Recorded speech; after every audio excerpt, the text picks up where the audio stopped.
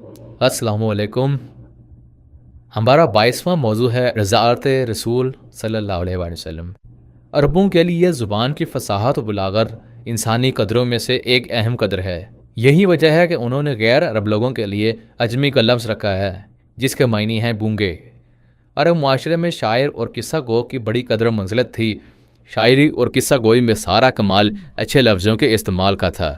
मक्का अपने अहद का मरकज़ी मुकाम था, इसलिए मक्का की ज़ुबान अरब माशरे की बेहतरीन ज़ुबान समझी जाती थी। मक्का वालों को इस हकीकत का अतरार था, वो अपनी लसानी, शीरनी और बरतरी को हर हालत में कायम रखना चाहते थे। हर कारोबारी और तजारती रास्ते में मक्का में एक अहम पड़ाव था। सालाना हज के अलावा साल के बाकी दिनों में भी काबा का तवाफ और उमरा राइज था। पूरे अरब से लोगों का इधर आना जाना था। जहाँ लोगों का इकट्ठ हो वो जगह खुद ब खुद एक तजारती मंडी की सूरत इख्तियार कर लेती है। तजारती मरकज़ में लामहला गुफ्तगू ज़्यादा होती है। सारे अरब से आए लोग अपने अपने लहजों को मक्का के टकसाली लहजे से तोड़ के दुरुस्त किया करते। वहीं पूरे अरब के बेहतरीन शायर आकर अपनी शायरी की दाद हासिल करते थे। हर साल पूरे अरब के शायरों में से 10 शोरा का बेहतरीन कलाम चुन के काबा के दरवाजे पर मुअल्लक कर दिया जाता था। अपने वक्त के लिहाज से वो साल भर के मुंतखब शायरी की किताब होता था। लोगों में बात करने का ढंग और सलीका बहुत मायने रखता था। वालिदैन अपने हर नौ मौलूद को बेहतरीन और खालिस ज़ुबान सिखाने को बहुत अहमियत देते थे। मक्का को एक शहरी बस्ती बने ज़्यादा अरसा ना हुआ था। कुरैश के जद्दमजद कुसई ने चंद नस्लें पहले अरब के रेगजारों में कुरैशी खानाबदोश कबाइल को इकट्ठा करके मक्का में आबाद किया था। हर नई नस्ल अपनी पुरानी नस्ल से रेगिस्तानों में गुजरी खानाबदोश ज़िंदगी के दिलचस्प वाक़या सुनने में ज़्यादा मज़ा लेती थी। इन्हें इस हकीकत का एहसास था कि बच्चा बोलने से पहले सुनने और देखने की हिस्स से बोले जाने वाले सारे लफ्ज़ सीखता है। शहरी और कस्बाती माहौल में थोड़ी सी जगह पे ज़्यादा लोग मिल के रहने लगते हैं। इस वक्त मक्का भी ऐसा ही था। जहाँ ज़्यादा लोग हों, ज़्यादा सवारियाँ हों, आमदरफ्त ज़्यादा हो, वहाँ गर्दो गुबार ज़्यादा उड़ता है। वो गुबार बस्ती के ऊपर एक मसनूई बादल सा बनकर ठहरा रहता है। रात को इस गुबार की वजह से आसमान के तारे सही नज़र नहीं आते। चांदनी भी जैसे राह में चराई जाती है। बादल आएँ तो इनका असल रंग शहरी बस्ती में नज़र नहीं आता। बादल बरसें तो बरसती बूंदों की आवाज़ का हुस्न कानों तक नहीं पहुंचता। परिंदों की चहचहाट, हवा की सरसराहट, पत्तों का हिलना, पानी का चलना, जानदारों की बोलियां, रोशनी और अंधेरे की सुबह शाम लम्हों में सरगोशियां, सब शहर से दूर खिले पैबानों में सुनाई देती हैं। नया पैदा हुआ बच्चा कई महीने ये सब कुछ सुनता और देखता रहता है, तो एक दिन वो कुदरत की हसीन जुबान कहना भी सीख जाता है। सहरा और बयाबान के लोगों की बोली कुदरत के रंग में रंगी होती थी। वो झूठी और मुनाफिकत की जुबान ना बोलते थे। जब गर्मियों की गर्म हवा चलती वो इसे तकते, जब वो रेतले टेलों को सहमा के सरकाती फिरती वो इस हवा के गर्म थपेड़े सहते। इससे बचने की कोशिश में खैमों का रुख बदलते और इससे बात करते। वो चलती फिरती और वह सहरा नशीनों के घर का फर्द बन जाती। गर्म ठंडी गदाज हवा की लहरों में वो अपने खैमों से निकल के जश्न का सामान पैदा कर लेते। वो परिंदों की तरह इस हवा में अपने बाजू खोलते, तैरते रेतले टेलों पे खुशी से झूमते गिरते। सुहाने मौसम की आमद पे वो दिलो जान से शुक्र का इजहार करते। बारिश का सहरा नशीनों को हमेशा इंतज़ार होता। बादल का आना, इकट्ठे होना, रंग बदलना, इनमें बिजलियों का कड़कना, फिर बूंदाबांदी होना, बारिश की बूंदों का रेत पर गिरना, पहले पहल की बूंद कतरेत में जज़ब होना, मूसलाधार बारिश में पानी का इकट्ठे होकर रेत पे नदियां बना के बहना, ये सब सुनने, देखने और छूने की हिस्सों के लिए बेहतरीन इनाम। शाम समय उफ़क़ की लाली अजीब कहानियां कहने लगती। धीरे धीरे जब दिन के उजाले को रात की तारीकी हलक खोल के चबाने लगती तो सहरा के आसमान पे हीरे की कनियों जैसे तारे झिलमिलाते हुए आंख खोलने लगते। इतने तारे गर्दो गुबार और धुएं के लिहाफ में लिपटे शहर के आसमान पे कभी नजर नहीं आते। इन तारों की रेगजार के खाना बदोश के लिए जो अहमियत थी इसका अंदाज़ा कोई नहीं कर सकता। वह सितारे इनको रात दिखाने वाली आंखें थी। गर्म रेगजारों में दूर के सफ़र अमूमन रात को होते, जब मौसम खुशगवार होता, धूप की तपिश ना होती। इस वक्त वो इन सितारों से रात देखते हुए सफ़र करते। ऊँटों के काफले में ऊँटों के पैरों में घुंघरू बंधे होते। ऊँट पे सवार मुसाफिर ऊँट के पैरों की बाजेबों के ताल पे किसी हसीन धुन पे कोई नगमा गुनगुनाए जाता। सफ़र कटता जाता। शहर में इधर उधर से आए अनगिनत लोगों की वजह से नई नई बीमारियां भी उधर आ जाती। जरासीम और वायरस के आने को बाद में दरियाफ्त हुए, मगर मक्का के लोगों को इस हकीकत का एहसास था। वो इस हकीकत से भी आशना थे कि शेरखोर बच्चों में कुव्वत मुदाफ़रत बड़ों की निस्बत कम होती है। छोटे बच्चों को मोतदी बीमारियों से बचाने के लिए इनका तजर्बा इन्हें बताता था कि बच्चों को ज़िंदगी के पहले चंद साल ऐसी परागंदा फ़ज़ा से दूर पाकीज़ा साफ माहौल में पाला जाए।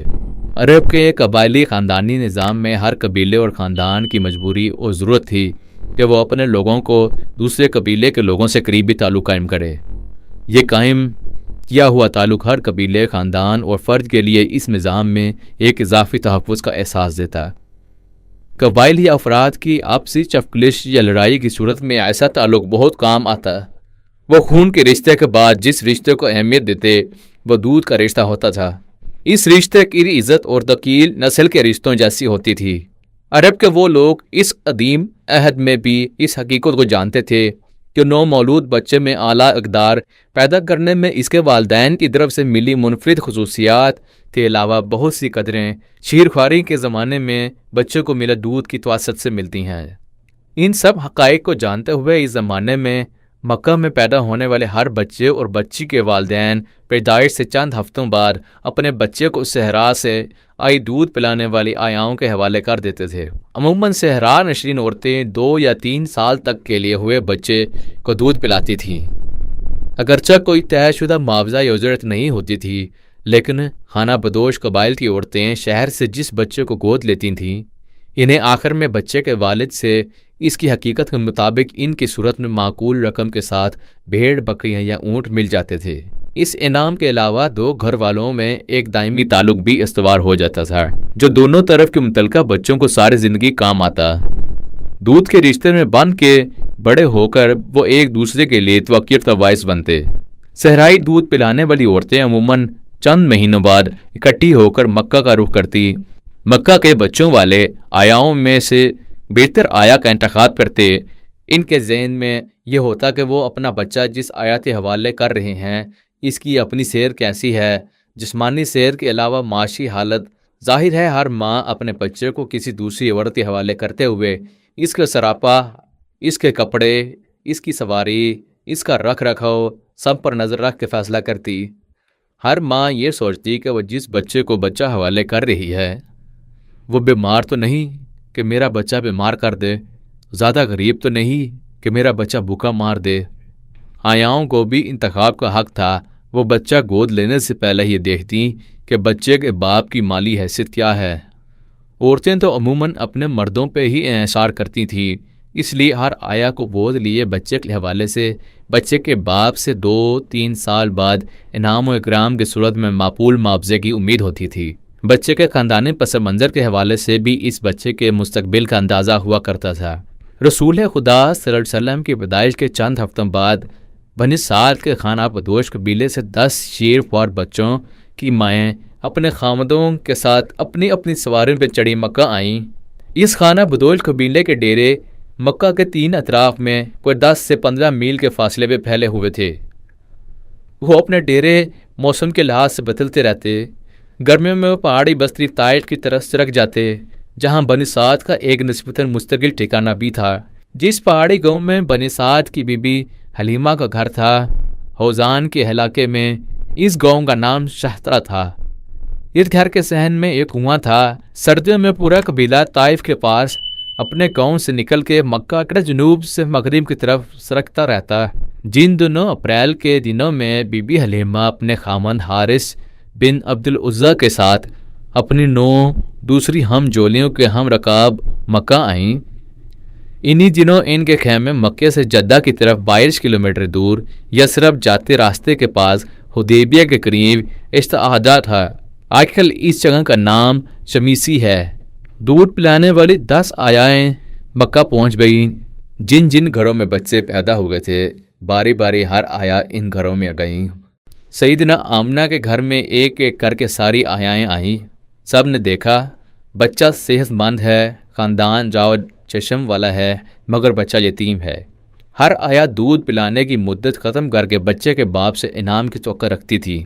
جس یتیم کا باپ مر چکا ہو وہاں وہ کس سے توقع کرتی؟ ایک دادا تھے عبد المطلب، مگر دادا کا اپنا بھی انہی دنوں بچہ پیدا ہوا تھا جس کا نام تھا حمزہ۔ حمزہ کو انہی آیاؤں میں سے ایک آیا مل گئی۔ ایک یتیم بچہ کسی آیا نے گود نہ لیا۔ وہ یتیم بچہ رسول خدا صلی اللہ علیہ وسلم تھے۔ ایک آیا بھی اتنی غریب اور مسکین تھی کہ کسی نے اپنا بچہ اسے پیش نہ کیا۔ وہ آیا بی بی حلیمہ تھیں۔ شام ہو گئی۔ شہر سے باہر اپنے بنائے عارضی پڑاؤ کی طرف ساری آیائیں چلنے لگیں۔ بی بی حلیمہ اپنے خاوند حارث بن عبدالعزیز کے پاس جا کے چپکے سے بولی، ابو شیمہ، مجھے بغیر کسی بچے کو گود لیے پڑاؤ میں جا کے اپنے قبیلے کی دوسری آیاؤں سے آنکھ ملانے میں شرم آتی ہے۔ شہر میں سارے بچے کسی نہ کسی نے لے لیے، ایک یتیم بچہ جسے میں بھی منع کر آئی تھی اسے کسی نے نہیں لیا، تم کہو تو میں اسے لے آؤں؟ ابو شیمہ حارث بن عبدالعزیز بولے، لے آؤ۔ بی بی حلیمہ نے سیدہ آمنہ کے دروازے پہ دوسری بار دستک دی، بولی، میں بچے کو لینے آئی ہوں۔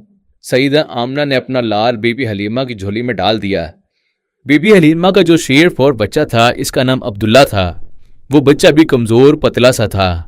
بی بی حلیمہ خود غربت اور قسم پرسی کے باعث نڈھال اور کمزور جسم کی تھیں۔ ان کا خاوند حارث بھی بیمار نہ ہوتے ہوئے بیمار اور لاچار دکھائی دیتا تھا۔ بی بی حلیمہ جس گدی پر سوار ہو کے آئی تھی وہ ہڈیوں کا پنجر تھا، چلتی تو اس کے گھٹنے آپس میں رگڑ کھاتے۔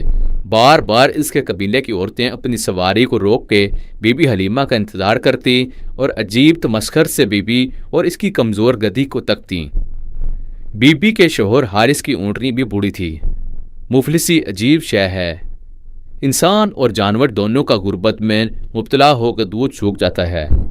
بی بی حلیمہ سیدہ آمنہ کے یتیم کو لے کر آتی ہوئی یہ سوچتی آئیں، اس یتیم کو کیسے دودھ پلاؤں گی؟ میرا جسم تو میرے اپنے بچے عبداللہ کے لیے پورا دودھ نہیں بناتا، میرا بچہ بھوکا رہتا ہے، اب 2 بچوں کو کیسے دودھ پلاؤں گی؟ بی بی حلیمہ نے ساری کہانی بعد میں خود سنائی، بولی، چوں ہی میں اپنے خیمے میں آئی مجھے اپنے جسم میں ایک عجیب خوشگوار صحت مند تبدیلی محسوس ہوئی۔ میں نے دونوں بچوں کو دودھ پلانا چاہا تو میں ششدر رہ گئی، میرا جسم دودھ سے بھرا ہوا تھا۔ قریشی یتیم بچے نے ایک طرف سے جی بھر کر پیا پھر سو گیا، دوسری طرف سے میرے بچے عبداللہ نے پیا، وہ بھی سیر ہو کے سو گیا۔ حیران ہوئی سوچتی جاؤں یہ جسم میں آنن فانن اتنا دودھ کہاں سے آ گیا؟ اتنے میں خیمے کا پردہ اٹھا کہ میرا خاوند ابو شیمہ آ گیا۔ اس کے آنے کا انداز ہی ایسا خوش کن تھا جیسے وہ کوئی اچھی خبر لے کے آیا ہو۔ وہ زمین سے اوپر اچھلتا آ رہا تھا، اس کے ہاتھ میں ایک پیالے سے بڑا برتن تھا۔ وہ برتن میرے آگے سرکاتا ہوا خوشی سے چیخنے کے انداز میں کہہ رہا تھا، حلیمہ یہ دیکھ، یہ دیکھ۔ میں نے دیکھا وہ برتن دودھ سے لبالب بھرا ہوا تھا۔ یہ کہاں سے لائے؟ اپنی اونٹنی نے دیا۔ میں ہکی بکی رہ گئی۔ ہماری اونٹنی تو بڑی عمر کی وجہ سے کتنے عرصے سے دودھ دینے سے رک گئی تھی، یہ کیسے؟ بس دیکھ لو، یہ سارا دودھ اپنی اونٹنی کا ہے، اس سے بہت زیادہ اتنا میں تو پی آیا ہوں، اونٹنی کے بچے کو بھی پلایا ہے، یہ تو تمہارے لیے ہے۔ یہ سارا؟ ہاں۔ میں نے اٹھ کے خیمے کا اٹھا ہوا پلو اچھی طرح گرا دیا۔ شام کی روشنی خیمے کے درازوں سے اندر آ رہی تھی۔ بغیر چراغ جلائے ہم دونوں میاں بیوی کی آنکھوں کے چراغ جل رہے تھے۔ میں نے پیالہ پکڑ دے پیا، مجھ سے پورا نہ پیا جا سکا۔ میں نے اپنے خاوند سے کہا، ابو شیمہ تم بھی پیو، بہت پی چکا۔ کمال ہو گیا، میں ہونٹوں سے دودھ کی گاڑی سفیدی پونچھتی ہوئی بولی۔ پھر میں نے اپنے خاوند کو بتایا کہ میرا جسم بھی دودھ سے بھر دیا گیا ہے۔ دونوں بچوں نے سیر ہو کے پیا پھر سو گئے۔ میرا خاوند خوشگوار حیرانی سے مجھے تکتا گیا، پھر بولا، حلیمہ مجھے لگتا ہے کہ تم کوئی بہت ہی بابرکت روح والا بچہ لے آئی ہو۔ یہی لگتا ہے، تم دیکھو ابو شیمہ، میں تو اسے یتیم سمجھ کے پہلے چھوڑ آئی تھی، سبھی چھوڑ گئی تھی اسے، لیکن اس کی ماں کہہ رہی تھی میرا بچہ بڑی شان والا ہے، تم دیکھنا۔ ابو شیمہ میں نے تو دیکھ لیا، مجھے بھی دکھ رہا ہے حلیمہ۔ بی بی حلیمہ کہتی ہیں رات وہ لوگ بہت سکون سے سوئے، بڑی گہری اچھی اور لمبی نیند آئی۔ صبح قبیلے کی عورتیں اپنی اپنی سواریوں پہ اپنی منزل کی طرف چل پڑے۔ میری سواری کمزور سی سفیدی مائل گدی جو پورے قافلے سے پیچھے رہ جاتی تھی وہ ایسے بھاگنے لگی کہ مجھے سمجھ نہ آئے کہ یہ وہی گدی ہے۔ ذرا سی دیر میں میری گدی سارے قافلے کی عورتوں کی سواریوں سے آگے نکل گئی۔ میں جس عورت کی سواری سے آگے کو نکلتی وہ گردن موڑ کے مجھے کہتی، اے دفتران ابی زہیب، یہ تیری وہی گدی ہے یا کوئی اور؟ میں کہتی وہی ہے۔ جب میں آگے نکل جاتی تو مجھے پیچھے سے اپنی ہم جونیوں کی آوازیں آتی، حلیمہ ذرا اپنی گدی روک، ہمیں برابر آنے دے۔ برابر آ کر وہ مسلسل بڑبڑاتی جاتی، سمجھ میں نہیں آتا تیری گدی میں کہاں سے اتنی جان آ گئی، اس سے تو آتے ہوئے چلا بھی نہ جاتا تھا، اب تو کیسی سرپٹ ہو گئی ہے، حد ہو گئی ہے۔ جس وقت کا ہم نے اپنی بستی میں پہنچنے کا اندازہ لگایا تھا اس سے پہلے ہم وہاں پہنچ گئے۔ بنو سعد کا سارا علاقہ ان دنوں قحط زدہ تھا۔ مدت سے ادھر بارش نہ ہوئی تھی، ہریالی بہت کم تھی۔ پہلے ہی معمول تھا تو بکریاں صبح سے شام تک ہریالی کی تلاش میں ماری ماری پھرتیں اور بھوکی آتیں۔ اب جو بکریاں صبح جاتی تو شام کو پیٹ بھر کے پلٹتی، ان کے تھن دودھ سے بھرے ہوتے، ہمارے خیمے کے سارے برتن دودھ سے بھر جاتے۔ ہماری بستی میں خبر پھیل گئی، لوگ بکریوں پہ چرواہے کو کہنے لگے، جدھر دختر ابی زہیب کی بکریاں چرتی ہیں وہاں لے جا کر چروایا کرو۔ وہ اپنی بکریاں ہماری بکریوں کے ساتھ ساتھ رکھتے، مگر پھر بھی ان کی بکریاں خالی پیٹ پلٹتی، ان کے تھنوں میں دودھ بھی کم آتا۔ ہماری بکریوں کا پیٹ بھرے ہوتے اور تھن دودھ سے لبریز۔ اچھا وقت تیزی سے گزرتا ہے، 2 سال کا عرصہ پلک جھپکنے میں گزر گیا۔ مکہ سے لایا ہوا یتیم قریشی بچہ عام بچوں کی نسبت بہت توانا اور صحت مند تھا۔ ہمارا شیخ اور عبداللہ بھی مضبوط ہو گیا تھا۔ ہماری بڑی بیٹی شیمہ جو اس وقت 6 سال کی تھی جب ہم نے یتیم بچے کو گود لیا تھا، اب وہ 8 سال کی ہو گئی تھی۔ ان 2 سالوں میں بھی وہ اسودگی سے بڑی ہوئی۔ یتیم قریشی بچے کو ماں کے پاس مکہ پہنچانے کا وقت آ گیا۔ دل ہی دل میں ہم دونوں میاں بیوی یہ تہیہ کیے ہوئے تھے کہ بچے کو اس کی والدہ سے ملوا کے پھر اپنے پاس لے آنا ہے۔ ہمیں احساس ہو گیا تھا یہ بچہ بہت بابرکت ہے، اس کی برکت سے جو خیر و نعمت ہمارے گھر پہ ہوئی تھی ہم اس سے اچھی طرح آگاہ تھے، اس لیے ہم اسے اپنے پاس رکھنے کے لیے بہت حریص تھے۔ مکہ کے یتیم قریشی کی والدہ اپنے بچے کو گود میں لے کے خوشی سے روتی رہی، وہ بار بار اسے چومتی، اس سے کھیلتی، اس نے ہمارے اندازے سے زیادہ توقیر کی، مگر ہم وہاں سے رخصت ہونے کی بات ہی نہ کریں۔ کئی بار ہمیں اندازہ ہوا جیسے یتیم قریشی بچے کی والدہ انعام و اکرام دیکھ کر شکریہ کے ساتھ ہمیں رخصت ہونے کا اشارہ کر رہی ہے، مگر میں مسلسل یتیم قریشی بچے کی والدہ کی منتیں کرتی رہی کہ بچے کو کچھ دیر اور ہمارے پاس رہنے دے۔ وہ کہے نہ، میں خود ترسی ہوئی ہوں اپنے بچے کے لیے۔ میں کہوں ادھر بچہ محفوظ نہیں۔ وہ پوچھے کیوں؟ میں کہوں دیکھیں مکہ میں وبا پھیلی ہوئی ہے، صاف ہوا میں بچہ پلا ہے، یہاں رہ کے بیمار نہ ہو جائے، کچھ دیر اور آپ کا ہی بچہ ہے، آپ ہی کے پاس اس میں رہنا ہے، ابھی سال بھر اور ہمارے پاس رہنے دیں۔ ہم میاں بیوی نے بہت منت سماجت کی، آخر سیدہ آمنہ رضی اللہ عنہ ماں تھیں، بچے کو بیماری کے ڈر سے بچانے کے لیے ہماری بات مان لی۔ ایک آدھ دن بچے سمیت اس کی ماں کے پاس مکہ میں رہنے کے بعد ہم بچے کو لے کر خوشی خوشی پھر اپنے قبیلے میں آ گئے۔ بہت شکریہ، اللہ حافظ۔